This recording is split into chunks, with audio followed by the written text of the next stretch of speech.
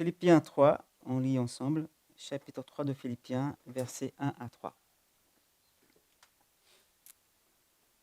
Philippiens 3, de 1 à 3.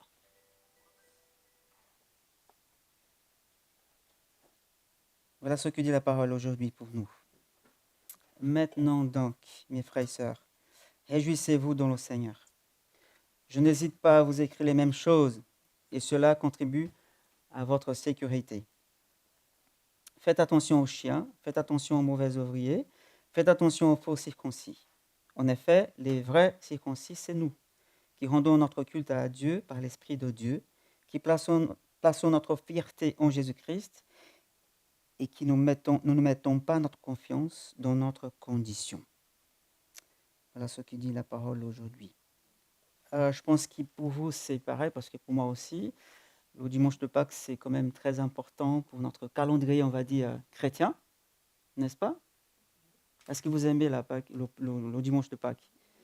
Moi, j'aime bien parce que ça nous rappelle plein de choses, même si on n'oublie pas ce que Jésus a fait pour nous, mais c'est un moment fort des chrétiens qui se rassemblent autour de cette même pensée, le jour que notre Seigneur est ressuscité. Et comme dit la parole, il est vraiment ressuscité. Il est vivant, vraiment vivant. Voilà, nous célébrons aujourd'hui la victoire, comme avait dit déjà Françoise, la victoire sur la mort. Et cette victoire nous appartient à nous aussi. Nous, si vous croyez en Christ, cette victoire, c'est à vous, c'est à toi. La victoire sur la mort. Aujourd'hui, nous célébrons la victoire de notre roi Messie, ou du Messie roi, en qui nous sommes vraiment en sécurité. Et ce mot-là, c'est le mot-clé pour notre passage aujourd'hui, la sécurité. Je ne parle pas de la sécurité sociale, mais la sécurité spirituelle. Et nous sommes tous conscients que la sécurité, c'est quand même très important, même dans la vie quotidienne, hein. On est d'accord. Déjà, avoir une bonne sécurité sociale, une mutuelle, ceux qui peuvent l'avoir, mais tout le monde s'intéresse à la sécurité.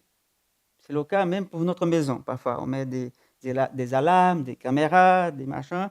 On a des assurances partout, de tout. Oui, on est intéressé. Tout le monde est intéressé. Tout le monde veut se sentir en sécurité. Et aujourd'hui encore, hein, c'est encore le cas, on veut se sentir en sécurité. Mais en réalité, on se sent moins en moins en sécurité. C'est comme si les choses ne vont pas bien. Et quand on regarde le mot sécurité, notre dictionnaire nous dit sa signification simplement situation de quelqu'un qui se sent à l'abri du danger, qui est rassuré. Vous avez peut-être remarqué déjà qu'on entend souvent ce mot-là aujourd'hui, sécurité. Il y a la guerre partout, il y a des guerres partout.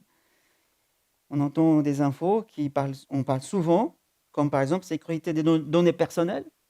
On a peur maintenant de donner nos coordonnées, ou des titres tels que la sécurité des enfants à l'école, ça commence à être aussi dangereux, ou la sécurité des frontières, de l'espace aérien, ou encore comment sécuriser mon argent. On parle souvent de la sécurité. Mais finalement, qu'en est-il de la sécurité de nos âmes, de nos cœurs, de notre esprit? Comment trouver la paix alors que la sécurité, parfois, ça me dépasse. On ne se sent pas souvent à l'abri. C'est à quoi Paul nous dit ici dans cette parole, verset 1. L'Esprit Saint l'a inspiré en disant « Maintenant donc, frères et sœurs, réjouissez-vous dans le Seigneur. Je n'hésite pas à vous écrire les mêmes choses. Et cela contribue à votre sécurité. » Tout ce que Paul vient de dire va contribuer à que les chrétiens soient en sécurité, soient rassurés. Il dit « maintenant », dit Paul. Il commence la phrase avec ce « maintenant ». On sait bien que maintenant, c'est une expression de liaison, ce qu'il avait dit avant. Voilà, après tout ce que je vous ai dit, maintenant, voilà. Mais qu'est-ce qui a été dit avant? On pourrait poser la question. Paul vient de mentionner plusieurs fois, au moins 6 fois, la joie et la réjouissance. C'est à cela qu'il vient de dire. Maintenant, vous avez entendu, réjouissez-vous, réjouissez-vous, réjouissez-vous. Soyez dans la joie, alors que Paul est en prison. Oui, dans cette épître, Paul parle souvent de la joie. Il continue de le redire à plusieurs fois dans tous les chapitres de cette épître. Comme s'il ne se lassait pas de répéter sans cesse. De le dire une seule fois, ça ne semble pas suffisant. On se dit, mais Paul, attends, tu répètes beaucoup ça. C'est un peu ennuyant. Mais non, ils ne disent pas ça. Ce n'est pas ennuyant de répéter cette phrase, cette idée, ce principe que Paul veut que les Philippiens aient à cœur. Paul ne veut pas ennuyer les Philippiens, il veut les aider. Il veut les mettre en sécurité. Alors il dit, je vous écris cela, les mêmes choses, mes amis, ça ne me gêne pas. En fait, c'est une sécurité pour vous. C'est pour ça que je répète, réjouissez-vous. Réjouis-toi, tout le temps, dit le Seigneur pour toi aujourd'hui. Même si quand tu regardes autour de toi, les choses ne vont pas bien. Mais le Seigneur nous dit aujourd'hui, réjouissez-vous, mes enfants, réjouissez-vous. Et Paul veut dire exactement ça, parce que se réjouir dans le Seigneur, c'est jamais assez. On peut exagérer en tout, on peut être modéré en quelque chose, mais dans la réjouissance du Seigneur, on ne peut pas être modéré, on peut vraiment exagérer dans le Seigneur. Ici, dans notre passage aujourd'hui, on trouve 3 questions, 3 situations, je dirais 3 mesures de sécurité pour nous. Et ce matin, en ce jour de Pâques, la question est la suivante. Contre quoi sommes-nous réellement protégés? Qu'est-ce que la joie de Pâques, cette grande joie de la résurrection de Jésus, qui est le cœur battant du christianisme?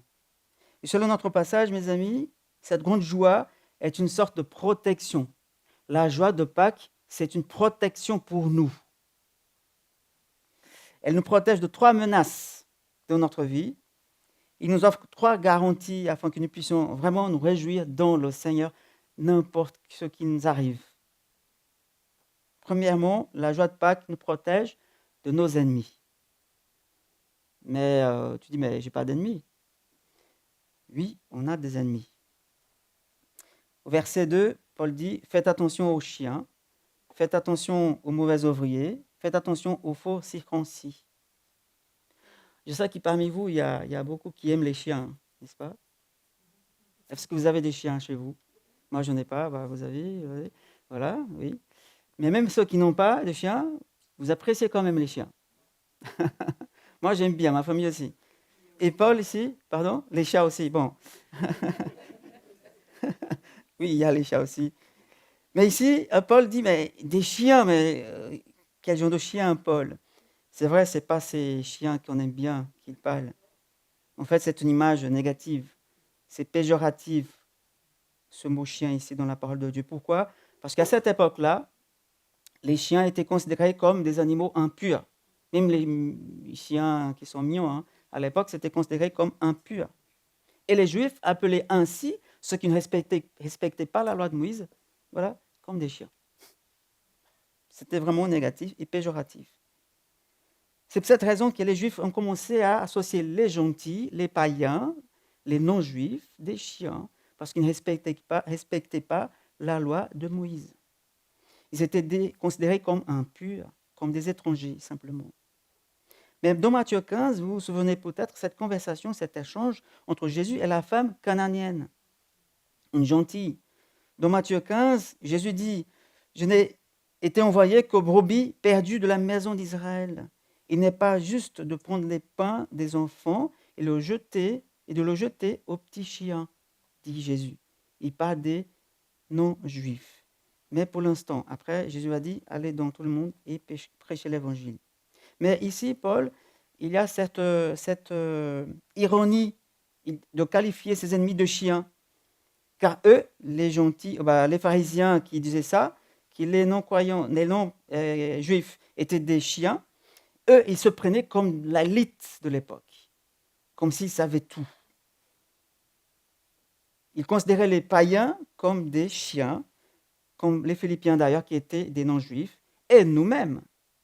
S'ils étaient là aujourd'hui, les pharisiens, ils allaient me dire, vous êtes des chiens, parce que vous êtes des non-juifs. Vous ne respectez pas la loi de Moïse, même si vous êtes chrétien, mais pas dans la loi mosaïque. Et voilà qui pourrait nous considérer comme ça. Et nous appelons ces gens-là, ces pharisiens, des judaïsants, selon la parole de Dieu. Qu'est-ce que signifie ça, Joël, d'être des judaïsants? Ils ont tenté de judaïser la foi chrétienne, d'implanter, d'ajouter la loi de Moïse dans la foi en Christ. C'est comme si, pour être sauvé, il faut Jésus, ok, mais il faut ajouter quelque chose d'autre. Et nous savons que ce n'est pas du tout le cas. C'est la foi seule qui compte. C'est la foi seule qui nous sauve et qui nous donne cette sécurité en Christ. Il ne faut rien ajouter, quoi que ce soit à la foi. Et ces judaïsants allaient partout où les païens se convertissaient pour leur dire, pour essayer de le convaincre qu'il faut ajouter, il faut se convertir au judaïsme, physiquement parlant, être circoncis en tout cas, pour être véritablement sauvé et en sécurité avec Dieu, en règle avec Dieu. Et dans chaque ville où Paul passait, les judaïsants allaient derrière lui pour dire, voilà, vous qui êtes chrétiens maintenant, mais qui vous n'êtes pas juifs, vous devez faire ça. Se circoncire, ajouter à la foi quelque chose. Mais Christ, il est ressuscité. Il a inauguré une nouvelle alliance. Et c'est par son sang. Et avec le dimanche de Pâques, mes amis, l'ancien est passé et maintenant c'est le nouveau. Plus besoin d'ajouter quoi que ce soit à la foi. C'est la foi seule qui nous donne la sécurité en Christ. Plus précisément, mes amis, la joie que Jésus donne fortifie notre âme contre toute tentation d'ajouter quoi que ce soit à notre raison, à la raison de notre joie. Vous savez, parfois, on ne se sent pas assez content ou réjouissant, même si on a la foi, mais parfois la vie nous donne certains coups. Et là, on commence à perdre la joie. Et on oublie un peu ce que Jésus a fait pour nous. Et c'est exactement ça que Paul veut que les chrétiens de cette époque-là, et pour nous aujourd'hui, sachent. Il ne faut rien ajouter déjà si vous avez la foi en Christ, pour que votre joie soit complète. Fixez simplement vos regards en Christ, en ce qu'il a fait. Parce que être satisfait de Christ, cette société, nous empêche de nous laisser tromper par d'autres appels superficiels de joie. Puis c'est de protéger notre vie, notre cœur. On est tenté quand même d'essayer d'ajouter des choses pour augmenter notre joie, alors que nous avons déjà tout pour être dans la joie. Alors, question tout simple. Est-ce que vous cherchez, vous réjouissez en Christ tous les jours? Est-ce que vous cherchez vraiment la réjouissance en Jésus seul? On vient juste de chanter en lui seul. Est-ce que nous cherchons ça à chaque fois qu'on va lire la parole? À chaque fois qu'on vient au dimanche pour le culte? À chaque fois qu'on se rassemble avec les chrétiens, qu'on prie? Est-ce qu'on recherche vraiment la joie en Christ seul? Ou est-ce qu'on cherche la joie si on a ça ou on n'a pas ça? Est-ce que Christ n'est pas suffisant pour nous? C'est la question que le passage nous fait poser à nous-mêmes. Est-ce que Christ est suffisant pour moi, pour que j'ai la vraie joie dans ce monde? Alors, est-ce que vous croyez vraiment que Christ est ressuscité? Bah oui, Joël. Attends, quel genre de question? Est-ce que nous croyons vraiment qu'il est ressuscité? Ça change tout si on le croit vraiment. Alors, si c'est le cas, la Bible dit que votre foi n'est pas inutile, n'est pas vaine. Ce que Paul dit dans 1 Corinthiens 15. Si Christ est vraiment ressuscité et que vous le croyez, votre foi n'est pas vaine, n'est pas pour rien, n'est pas inutile. Elle sert à beaucoup de choses. Ainsi, la joie de Pâques nous protège du mensonge de nos ennemis qui disent « Ah non, il faut ajouter quelque chose, la foi ne suffit pas. Il faut ajouter quelque chose si tu veux être content dans la vie. Il faut réussir là et là. Il faut avoir ça, ça et ça pour pouvoir vraiment être content et joyeux dans la présence de Dieu. » Mais non, c'est Christ seul qui peut nous réjouir. Amen. Deuxièmement, la joie de Pâques nous protège de nous-mêmes.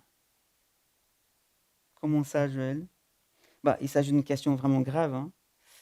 Le danger de la auto-justification. La menace que représentent nos cœurs, qui sont des cœurs tordus, pécheurs. Nos habitudes, nos comportements, parfois nous poussent à compter sur nous-mêmes, sur nos compétences. Verset 3, en effet, les circoncis, c'est nous, dit Paul. Qui c'est nous? Les chrétiens qui ont la foi en Christ, qui rendons notre culte à Dieu par l'Esprit de Dieu, qui plaçons notre confiance et fierté en Jésus-Christ et qui ne mettons pas notre confiance dans notre condition de ce que je suis, de ce que j'ai. Et d'après le verset 2, ces ennemis judaïsants qui essaient de nous dire, ajouter quelque chose d'autre, eux qui prétendent être le véritable peuple de Dieu, les circoncis, mais ici, dans le verset 3, Paul dit, c'est nous qui sommes les vrais circoncis. Nous, les chrétiens, dont les juifs, bien sûr, qui croient en Christ, comme Paul, dans le cas, et aussi les païens philippiens, et nous aujourd'hui, ici en France. Je ne sais pas si ici il y a des juifs, mais si vous n'êtes pas des juifs, vous faites partie de ce peuple-là.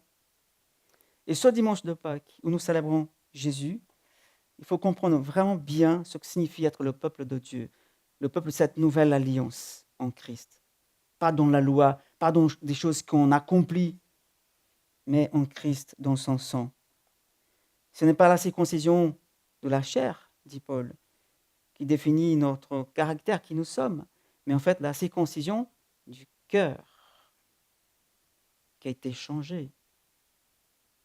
Ce n'est pas la chair qui compte, qui a été touchée, mais ce n'est pas l'effort qu'on fait, nos acquis, nos compétences, nos capacités humaines qui nous définissent, mais c'est la circoncision du cœur.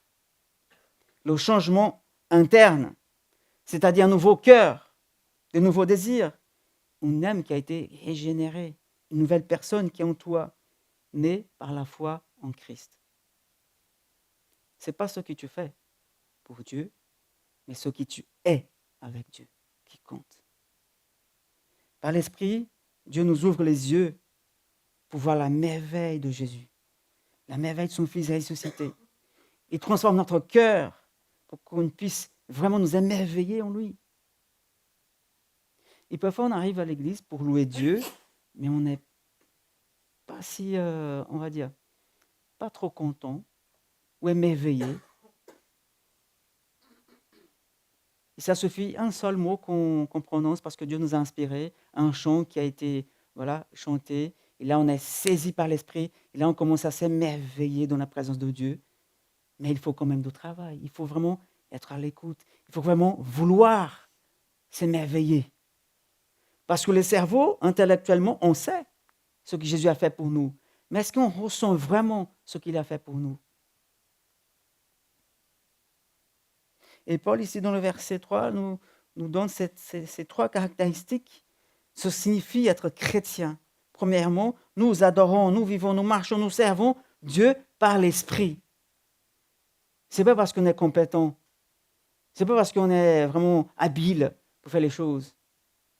Mais c'est l'Esprit qui nous donne la possibilité de nous émerveiller et d'entrer dans la présence de Dieu. C'est par l'Esprit que nous sommes là. C'est par l'Esprit qu'on peut plaire à Dieu. Encore une fois, ce n'est pas parce que tu fais plein de choses que Dieu va être content avec toi. Il peut, mais ce n'est pas ça qui compte. C'est par l'Esprit que nous pouvons plaire à Dieu. Si on marche par l'Esprit, si on vit par l'Esprit, si on célèbre Dieu par l'Esprit, si on marche avec lui, si on sert Jésus par l'Esprit. Et Paul écrit aux Éphésiens, chapitre 1, verset 13. En lui, Jésus, vous aussi, après avoir entendu la parole de la vérité, l'évangile qui vous sauve, en lui, vous avez cru et vous avez été marqués par l'empreinte du Saint-Esprit qui avait été promis. Ça signifie quoi, mes amis? Dieu nous a donné son esprit. De manière miraculeuse, Dieu habite en nous, en toi qui crois en lui. C'est exactement ce que l'ange avait dit à Marie et après aussi à Paul. Ce qui pour l'homme est impossible, pour Dieu, rien n'est impossible. Il peut habiter en toi. Le Dieu Tout-Puissant, Il peut. Et si tu crois en Christ, il habite en toi. Parce que c'est ta promesse, c'est la promesse qui a été donnée à ceux qui croient en Christ. Alors si tu es en Christ, le Saint-Esprit est en toi. 1 Corinthiens 3 dit ça. Voilà quelle puissance nous avons contre le péché. Quelle puissance nous avons pour prendre l'initiative d'aimer, de servir les autres avec joie, à faire ce que Dieu nous appelle à faire avec joie, c'est par l'Esprit. Quelle puissance pour nous de nous réjouir en Christ, c'est par l'Esprit. Et Jésus nous avait dit dans Jean 16, 14, l'Esprit Saint révélera ma gloire, parce qu'il prendra ce qui est à moi et vous l'annoncera. Le Saint-Esprit va révéler la gloire de Jésus en nous. Nous allons être émerveillés dans sa présence. Voilà, mes amis, que le Christ ressuscité a répandu en nous son esprit. Cette nouvelle ère nous arrive. Cette histoire qui commence après Pâques dans notre vie. Deuxièmement, dit Paul, nous plaçons notre fierté en Jésus. Ici, ce mot, nous placer notre fierté en lui, en fait, on a traduit pour se glorifier ou notre fierté, mais le mot originel, c'est se vanter. Alors, en français, ça peut être négatif, se vanter. Mais dans ce cas-là, on peut se vanter en Jésus. On peut se vanter parce qu'il est ressuscité pour nous. Il nous a donné la victoire. Et dans 1 Corinthiens 1, 30 à 31, Paul nous dit, c'est grâce à Dieu que vous êtes en Jésus-Christ. Lui qui est devenu par la volonté de Dieu notre sagesse, notre justice, la source de notre sainteté et notre libérateur, afin que, comme il est écrit, celui qui veut s'éprouver de la fierté, mette sa fierté dans le Seigneur. Donc, ce qui rend le fait de se vanter ou de se glorifier bon ou mauvais, c'est l'objet en question. Et là, c'est Jésus. Alors, nous pouvons nous vanter en Christ. C'est tout à fait possible. Ce n'est pas négatif. On peut nous vanter en Jésus parce qu'il est ressuscité. Il est vraiment ressuscité. Ainsi, quand quelqu'un demande comment puis-je trouver la paix ou comment puis-je être vraiment en sécurité, non pas dans ces futilités de la vie qui sont passagères, la réponse est simplement en plaçant toute sa fierté en Christ, en ce qu'il a fait, en ce qu'il est. Cela nous amène à la troisième question. Que les chrétiens, ce sont des personnes qui ne mettent pas sa confiance dans la chair ou dans sa condition, comme dit Paul. Mais que Paul veut dire dans sa condition? Il avait dit de lui-même dans les versets précédents. Paul disait, pourtant moi-même, je pourrais mettre ma confiance en ma condition. Regardez-moi. Si quelqu'un croit pouvoir se confier dans sa condition, je le peux plus encore. Pourquoi, Paul? Parce que j'étais circoncis le 8e jour, je suis issu du peuple d'Israël, de la tribu de Benjamin, hébreu né d'hébreu. En ce qui concerne la loi, j'étais pharisien, zélé. Du point de vue du zèle, j'étais persécuteur de l'Église. Par rapport à la justice de la foi, j'étais irréprochable. Paul, lui, il avait de quoi se vanter lui-même. Il avait un CV quand même impeccable. Il avait des doctorats. Mais il nous dit, ne mettez pas votre confiance dans vos conditions. Ne mettez pas sur vous-même ou sur vos efforts humains pour être ou rester en règle avec Dieu. Ce n'est pas vos conditions qui vont vous mettre en règle avec Dieu. Ni aucun privilège, ni votre naissance, où vous êtes né ou dans quelle famille. Ce n'est pas ça qui va vous donner cette possibilité d'être en règle avec Dieu. Mais c'est grâce à Christ seul. C'est pour ça que Paul dit, je me vante en Christ et pas dans ma condition, pas dans mon CV, pas dans mon compte bancaire. C'est pas ça. C'est en Christ seul. Ainsi, mes amis, la joie de Pâques nous protège de nos ennemis, du mensonge et aussi de nous-mêmes. Contre notre tentation de nous vanter nous-mêmes parce que nous sommes tels que nous sommes. Et cela nous amène à la dernière protection que Pâques nous donne. La joie de Pâques nous protège de la juste colère de Dieu contre notre péché. La joie de Pâques nous protège de la juste colère de Dieu. C'est là la plus grande menace de toutes. La colère toute puissante de Dieu tout-puissant. L'offense qui représente notre péché contre Dieu, celui qui est saint, 3 fois saint, est le danger ultime qui se cache derrière tous les autres dangers. La Bible dit à propos de ceux qui oublient Dieu, dans Job 8, 14, que leurs certitudes sont fragiles. Leur sécurité n'est qu'une toile d'araignée. Ceux qui ne se confient pas en Dieu, ils se protègent avec des toiles d'araignée. Qu'est-ce que ça peut protéger, une toile d'araignée? Pas rien, même pas le vent.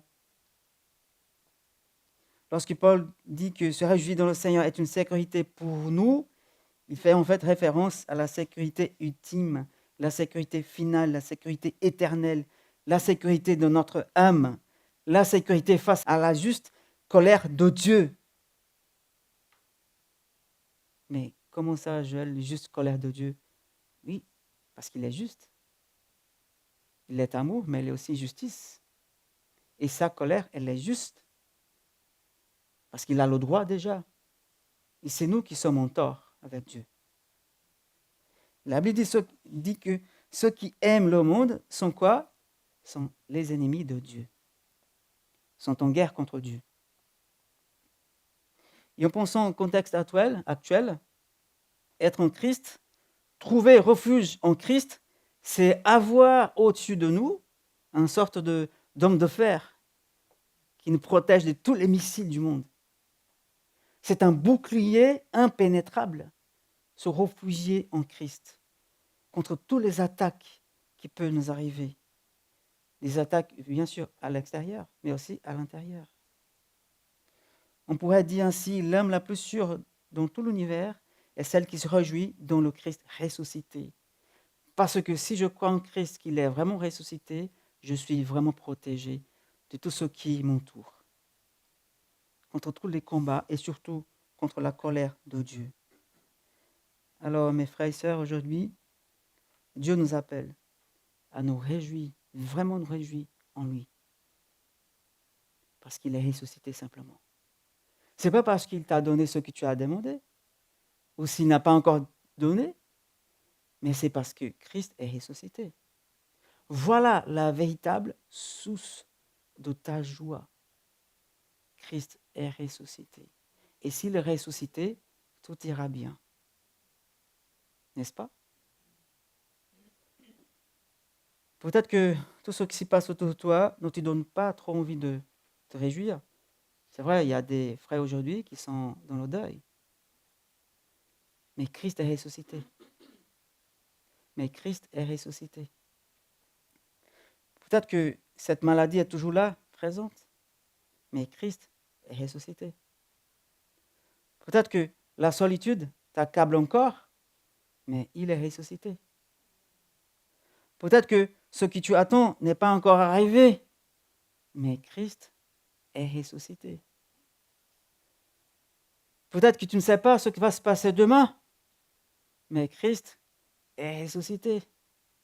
Voilà, mettez toutes les situations qui vous vivez et après vous dites, mais Christ est ressuscité. Il est vivant, tout ira bien. Voilà notre joie, mes amis. Voilà notre motif principal de nous réjouir, même si ça ne va pas aujourd'hui. Mais il est ressuscité. C'est ça aujourd'hui l'invitation du Seigneur pour toi. Réjouis-toi dans le Christ ressuscité. Et pas celui qu'on affiche parfois dans une croix qui est encore là, mais il n'est pas là. Hein. On est bien d'accord. Il est ressuscité. Et cette table aujourd'hui, qui d'ailleurs c'est une table très jolie, mais c'est fleurise pour la décoration. Cette table, c'est l'invitation pour célébrer la victoire. Ce n'est pas une table de deuil. C'est la table de la victoire de la vie contre la mort.